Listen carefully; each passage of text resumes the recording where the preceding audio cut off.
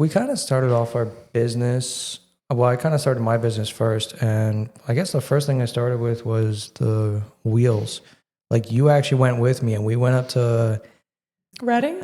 no. The first time we went to Upper New Jersey, we were like, Oh, yeah. yeah, where were we? We were outside of New Brunswick, I think. I think we were outside of New Brunswick. Somewhere that wasn't that fun to drive to. Yeah, no, it wasn't not that But fun. I always like going anyway Yeah, because it's for an the adventure. Yeah. So the wheels, yeah, because it was 2019. When I first did it, no, Will, when did COVID start? Was it 2020 or 2019? 2020. I know, right? I don't really remember. We came back in 2019. It was 2020. Yeah, March 2020. And did you start well, first you technically started the masks. Oh, you're totally right. I did start with the masks. So Yeah. that's so funny. My mother and brother, they're entrepreneurs and they're kind of. And so they bought all of these. They were masks that you would wear at a festival. They're like Scully masks Or almost. like cloth masks. Yeah. That had designs on them and just covered everything from like here down over your neck. Yeah. And so they didn't sell many of them. We took them down to Made in America Festival in 2017. So we've had them for like years. It was the same year Kendrick Lamar played. That might have been 2018, 2017, something like that. Anyways, they sold, I think, like 4 or 5, and we had thousands. So yeah, and boxes. Yeah, there were boxes. So fortunately, when COVID happened, I was able to sell those to people for like $15 a piece. Yeah. And on Facebook Marketplace. Yeah, on Facebook Marketplace. Because everyone was mandated to get them. Freaking out and mandated to have a mask to go anywhere. And I don't think at that point they clarified what type of mask. So immediately you were like, we have these box of masks. Honestly, it wasn't even my idea though. Whose idea was it? It was Jeff's. He was like, why didn't you try selling those on Marketplace? I was like, okay. Was he there? What do you mean? Like, wasn't he living there? Yeah, he was living there. But he just didn't do it, I guess. No, it's Jeff, you know? Jeff doesn't.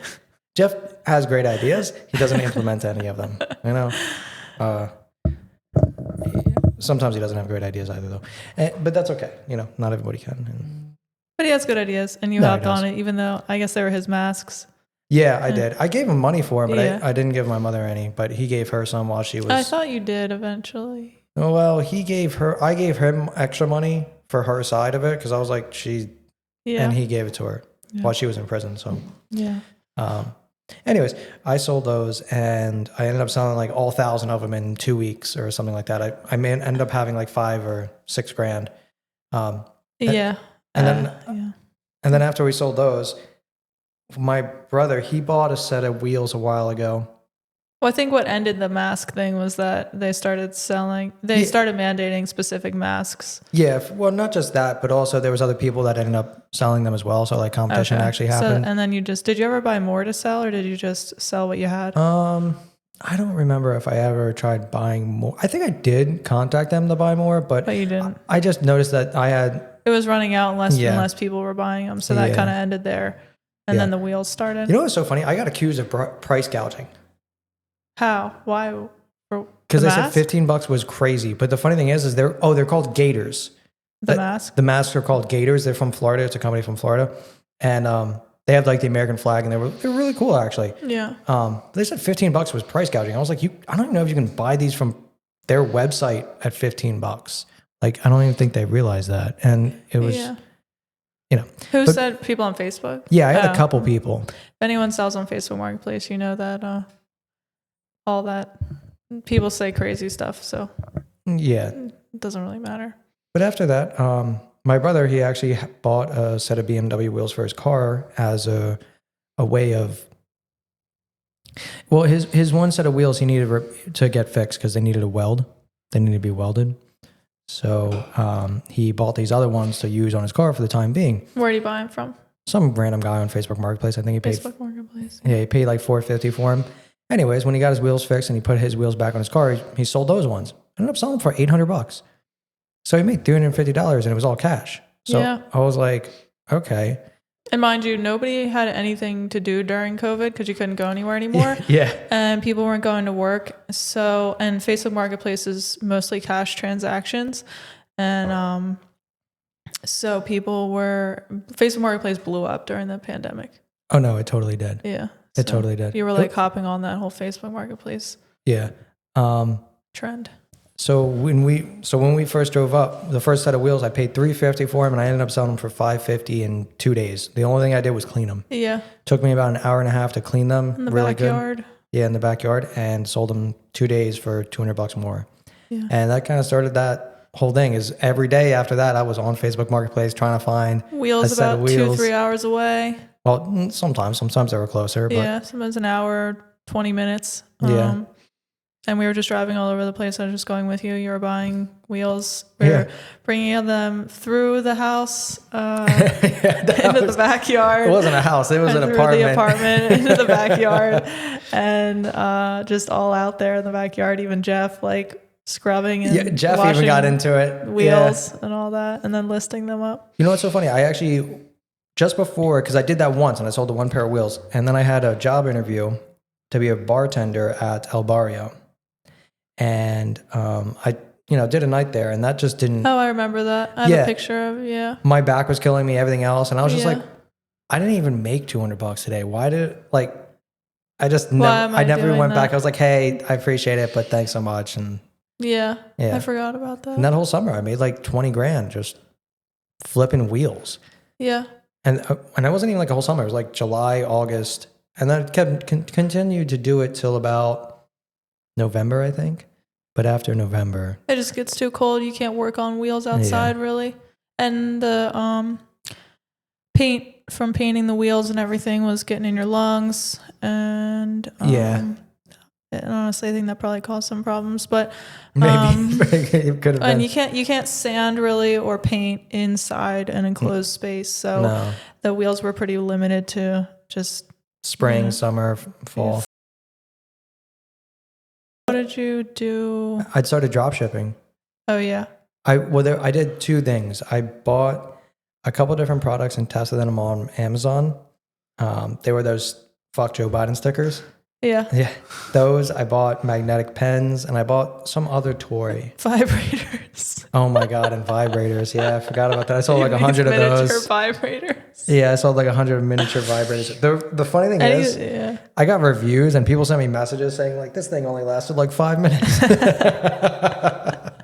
You were just looking up anything that you could drop ship or or make a couple dollars on. And so for drop shipping, what I did was I would take listings off eBay and Amazon, post them to Facebook. I did it on your account too, and someone placed an order. I usually price it $5, $10. I try to make sure it was a markup that I could buy it and sell it to them and ship it to them. And I did that for. I did it. I ended up doing it too with you, and I made some money on it. Yeah, you made a couple $1,000 every month too. I think like maybe an extra $1,000 or $2,000 off your account. And until Facebook Marketplace decided they didn't like that. Yeah, if you ever think about drop shipping at this point, number one, the economy is different entity. What I was saying is the economy is obviously not what it used to be. And when we were drop shipping, I don't know, I lost my train of thought. When we were drop shipping, it was like everybody was stuck inside. So everybody was on their phones, on their computers. So there was more activity on Facebook Marketplace too. But there was also competition started ramping up. And that's one of the reasons why the sales died, is because when you made a post and it was selling a lot, somebody eventually found your post and just found the same item and relisted it. Yeah. And then there's 15 of the same listings. And probably also reported you because they wanted you out of competition. Exactly. So yeah, Facebook Marketplace, I noticed with Facebook that they didn't like, we could drop ship on a low level, get a couple sales here and there, and it wouldn't really raise any flags. But if we found a good product that people started buying a lot of, all of a sudden it would get removed, or we'd get a warning from Facebook and they didn't want us to do that anymore. And another thing that was a negative to drop shipping was that once you pay for the product and send it out to someone, if Facebook decides to refund them, if the person says they didn't get the product, then you're out of the money you spent. All the money you spent on that product. Yeah. I tried. That's why you don't drop ship expensive items, because It was like $20 to $50 items we were drop shipping. Yeah, if you tried selling like multi-$100 items, like they could sell, but you know, if you could get a scammer or just somebody else who reports you, or just maybe they don't receive it, and so now you're out hundreds of dollars, and that doesn't work out. So yeah, so we did that for probably till 2022. 2 years. Yeah, 1 year. Yeah, like a year and a half. I mean, I did that, and I was selling jewelry at the same time on eBay. Yeah. I was always selling jewelry on eBay. Even when I had the wheels, I was doing it. Just I didn't do it. I didn't go as hard on it until finally I had no option to. You know, funny enough, there was another person who messaged me on Facebook, a little while ago, and he was asking me. He was like, "Hey, weren't you in that drop shipping group?" And I was like, "Yeah, yeah." He started drop shipping on TikTok shops and like live selling on it. He told me his sales for the month were like 25 or 30 grand. How does he live sell? Well, because he would actually buy the product. Oh, so he had them in hand. He bought them in bulk and would sell them. Well, not even buy them in bulk. He would buy one. Oh, and then just advertise it on there, and then have it on his shop, and then he drop ship the rest. Yeah, I don't know where he is now. He messaged me probably in 2023. No, like early 2024. So he hopped on TikTok shop when we should have. Honestly. Yeah, no, it probably wouldn't have been a half bad idea to make some extra income, but I'm sure now, like you can't, like I don't know. TikTok's a weird animal. Yeah, looks like there's still opportunity out there on TikTok, especially if you if you have a good outfit and you link it and all that, you can make money from TikTok shop. For sure. I don't know. There's things you can make money on still. But after that, once the whole drop shipping kind of ended because Facebook deleted my so once Facebook deleted my whole account and deleted all my images, on your birthday. Yeah, on my birthday too. Funny enough, they're like, "Oh, here, birthday surprise," you know. Mm-hmm. That was upsetting. I said, "Happy birthday!" Your whole Facebook's gone forever. Fuck you. Yeah. After that, I kind of went hard on jewelry, so I ended up getting into jewelry around the same time I got into wheels. I bought this men's opal ring. It was a triplet that I bought for $300 and sold it for $600 like a month later. And I would do this a little bit on the side. I would try to find a piece that I liked and I would wear it and then resell it when it sold. Mostly opals, yeah. And I got really interested into other stones, sapphires, rubies, and that took a little while though. Diamonds. You were really into opals for about at least a full year. Probably longer. Yeah. Yeah, I would pretty much only buy opals and specialized in them. So Australian opals, that is. And so that kind of led me down the rabbit hole of, so in about 2023, I was selling on eBay and I was probably making about $6,000 to $8,000 a month. And I would buy jewelry on eBay. Yeah. I would find auctions or maybe somebody just selling a piece that they didn't know what they had. And I would buy it and try getting more money for it. And that was pretty much the gist of it. You have to look through thousands of listings to kind of get the eye to know what something is and what it's not. You know what I mean? Because like now I can see a sapphire, a ruby, if it's heated, treated in any kind of way, or emeralds if they're treated, if they're Colombian, they're Zambian, opal if it's Australian, Ethiopian, or Mexican. So like, that takes a long time to develop. So I can notice that through photos or just seeing the piece in person now. I think I might even know more than GIAs because of how much stuff I've looked through and bought. Anyways, I got on eBay. I finally got kicked off of eBay because eBay eventually will kick you off for whatever reason they want to. They don't have to justify it to you. There's reasons for why I was kicked off, but after reading a lot, No, there's people who get kicked off for like nothing, and then there's nothing you didn't do anything really bad.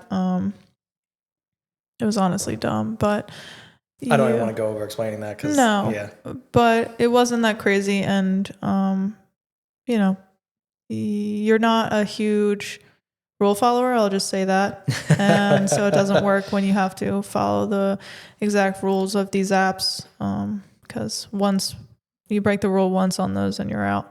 Well, what happened to me is I didn't even break the rule at first, At first I didn't break the rule. I had to break the rule to try because if not, my account was going to get removed anyways. So I figured I might as well try breaking the rules so I can maybe save my account, and it got removed anyways. Yeah. Which kind of sucks. But anyways, after that got removed, I switched over to Etsy, tried doing that for a little while, and just the sales weren't there.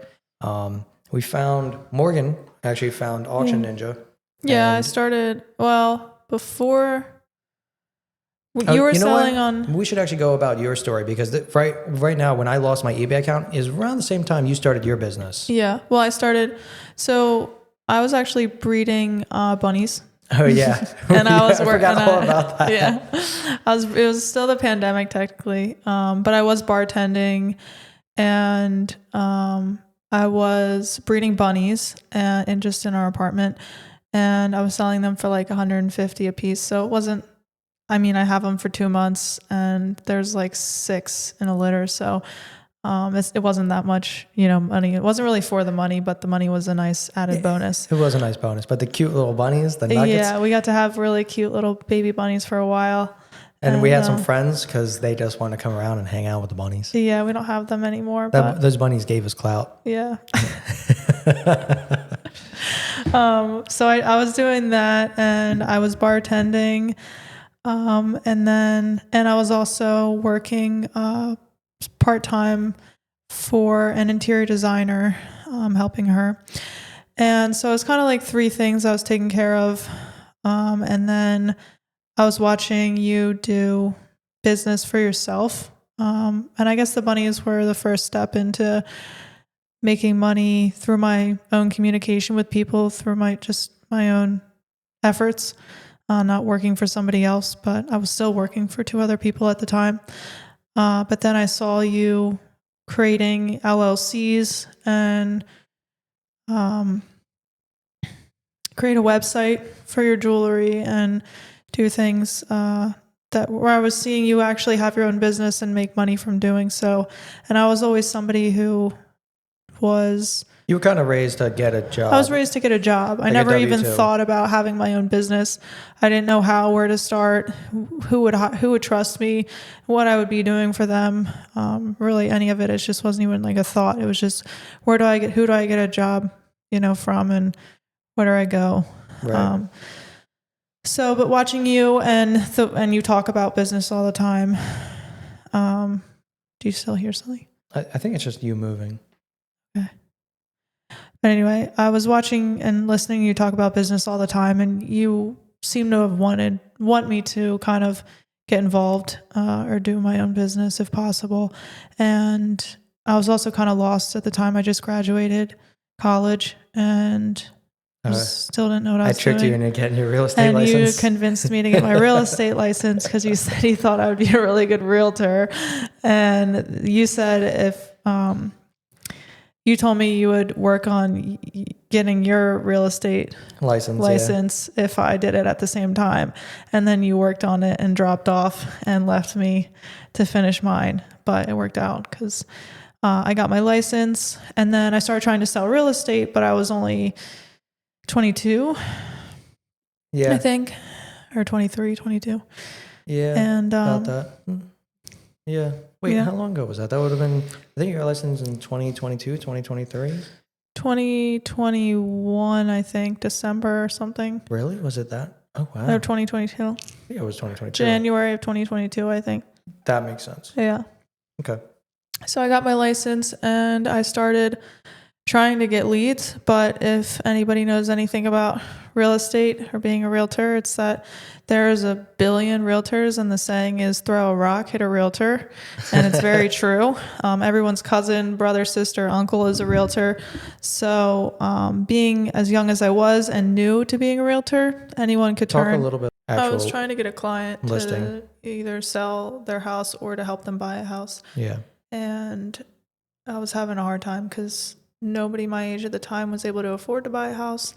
And well, not just that. You go out through, you would think when you go through real estate training or any amount of education at school, they'd be like, hey, this is how you might go about getting a listing.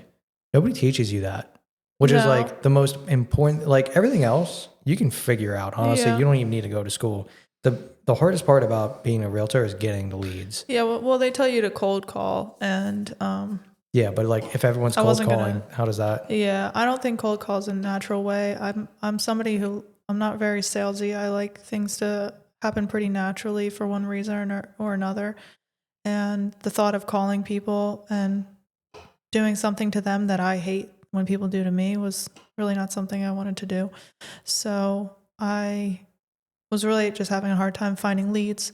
But in the meantime, I was also reselling on eBay, just random things because it runs in the family. My mom has been selling on eBay for about 25 years now, putting them on Facebook Marketplace as well and making like 50 to $100 on a dresser, which I thought was funny. But that was when dressers were flying off the shelf on Facebook Marketplace too. But anyway, so I was in the reselling, thing as well. Man, we worked our asses off.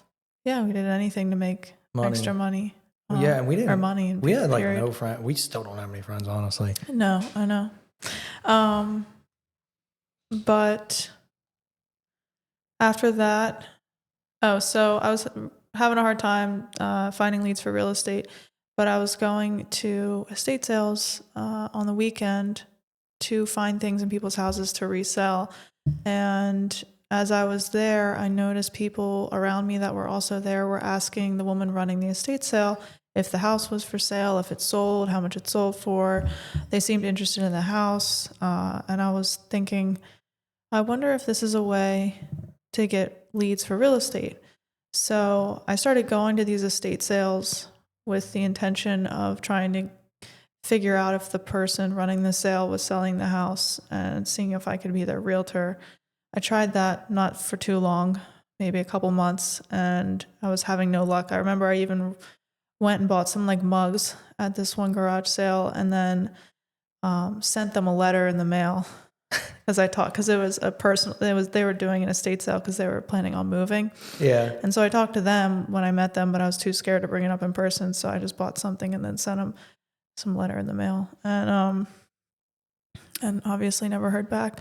So at that point I figured me and my mom loved estate sales so much and reselling. And then she decided about 6 months into me having my license, she said she was going to get her license and quit her job.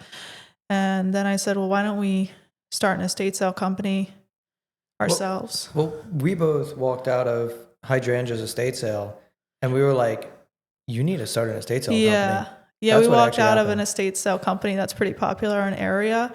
And thanks to this person, it made me realize that I could probably do this myself. And I think people would hire me to run their estate sale. And so I'm thankful for that person for that reason. So you guys started an estate sale company, but you kind of did and didn't. Like you did, but you also got offered it by, what was her name? Aunt Dolly. Yeah. So it wasn't actually your aunt. No. Yeah.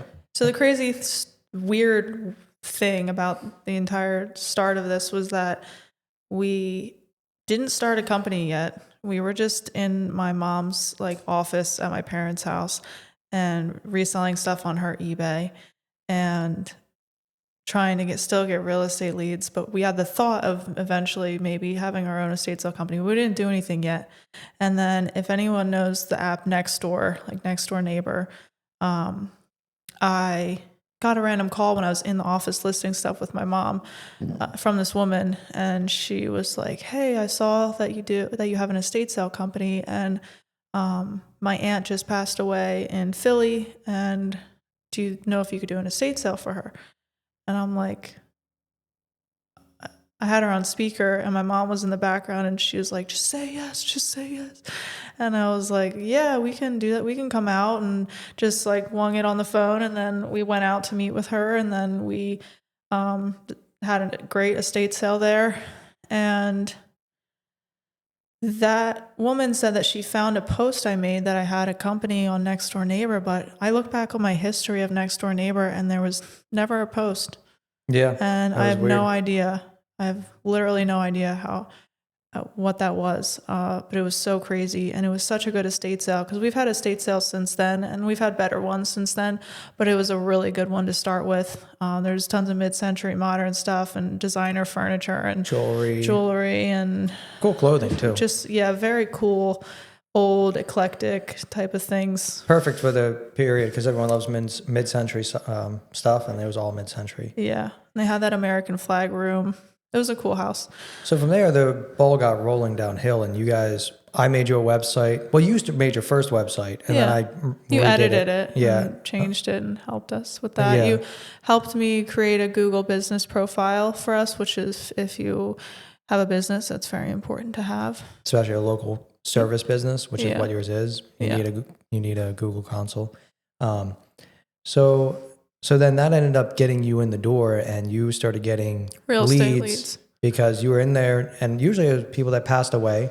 And mind you, these situations are never fun to deal with because the people are pretty erratic, and as they could be. They're grieving, and they're grief grieving. is a unknown thing that people. It kind of brings out the worst in everybody. Well, I guess so. I'm just saying from all the experience, it seems like when people are grieving, like you have some people that are greedy. You have some people that are, they don't do well in these types of situations. Like they're upset and they don't want to lose value on things immediately, and that causes family problems. Yeah. They're scared that they're going to lose all the value in the house, and then they're going to be too busy grieving and then look back one day and regret it. There's just a ton of feelings going on for people. So there is a lot that goes on with that, but and people will call us like a day after their relative or mom dies, and be like, "Can you come out to the house?" And we'll go out, but they can always tell that they're not ready to have this meeting anyway, and we probably shouldn't be having it, but they want to. So what are we gonna do? So the ball got rolling downhill, and you guys ended up doing, I think it was about 30 estate sales the first year. So you guys ended up doing like 30 estate sales, and you guys would averagely make about $3,000 a sale, $3,000 to $3,500, give or take, which you guys had to split, So it wasn't like the greatest, but then after all the leads you got from having the estate sale company. No, not just the estate sales, but actually selling the home. Yeah. It's an estate sale, but that's so funny because you guys do estate sales and estate sale. Yeah, people get it confused. Estate selling sale, the estate. But there's real estate to me, and then there's estate sales. Yeah. Estate sales is when we go in and sell the contents of the home, and then real estate is selling the home. Yeah. So between those two things, though, you guys actually made out pretty good your first year. You guys did well, and I think you probably made more that year than you ever did doing anything else. Yeah, it was we gave ourselves a full job that gave us, a salary pretty much that we could continue doing. And so right around that time is actually when I lost my eBay account and everything else, and I was looking for a way to sell my stuff. Yeah. And you guys, I think it was your mother who stumbled across Auction Ninja. No, that was me. You stumbled across it? Yeah. So you stumbled across Auction Ninja, and what ended up happening is I put my jewelry and other stuff in an auction. Yeah. On Auction Ninja, and it did way better than I had hoped. Yeah. And what was funny is because I tried Live Auctioneers before that as a platform, and I made no money. I broke even after the auction ended. Yeah. And then I did it on Auction Ninja, and it did pretty great. So why you got into Auction Ninja is sometimes when you have an HOA or it's a 65 and over, you can't actually or the bathrooms don't work and the lighting doesn't work, or maybe the house isn't in good enough great condition at all. You'll have a auction online. Yeah, for the items in the house instead of inviting the public and working inside the house. So fast forward about a year where I was doing auctions, you were doing the estate sales auctions, you were doing everything. Yeah. We ended up getting a building, and right now we're in that building.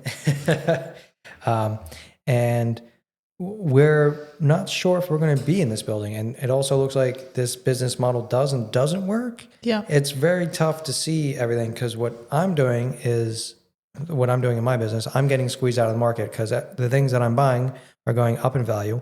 There's now more sellers. So my prices, there are more sellers on the market that are now competition and decreasing my prices that I would normally get when I sell things. So I'm making less money in general. And you've been using the building to have auctions in the building. Before you were doing it inside of the house. So you would actually list everything from the house and then have people come pick up at the house. Yeah. But now we've been having things brought to our building. We have employees now that list things and they sell and people come and pick them up from the auction. And that was just from various consigners. Mind you, and so on. all our auctions are still online. They're not, we don't do in-person auctions, but we do have a pickup day for people to come in person. But yeah, one of the reasons me and my mom wanted to be in the building was because we were trying to do these auctions in houses with no bathroom and no lighting and no heat or no AC. It's like you couldn't control it. You couldn't control the lighting. The Yeah. situation sucked because if it's winter or summer, the house could be hot or really cold. Yeah. Yeah. And then like you're dealing with the people as well, and the people can be very ignorant because they could be living there in the situation. It's just, it's too much. Yeah, we don't do it with that. But yeah, we're hoping that the building would be a place to control, have Lighting, nicer quality. photos and nicer looking listings and control the Get better quality prices. and be able to do it in comfort, enough comfort, and be able to hire employees that can do it so we don't have to sit and list all day. But And some of those things turned out to be true, but our prices did not get better. no. Our prices actually got worse. Yeah. And we kind of struggled to figure out why they've gotten worse, considering even the stuff we're selling has gotten better and the photos have gotten better. We have employees that list. We get to do more auctions every week. We do an auction every week as opposed to maybe you did once a month. So every weekend we have an auction. Yeah. And so, well, now it's on Thursdays, right? Or Wednesdays? Thursdays. We have auctions on Thursdays. But now the prices aren't going up. We have less people showing up to come and grab, get things from us. So yeah, we're in this place where you're looking at margins going down on both of our sides, and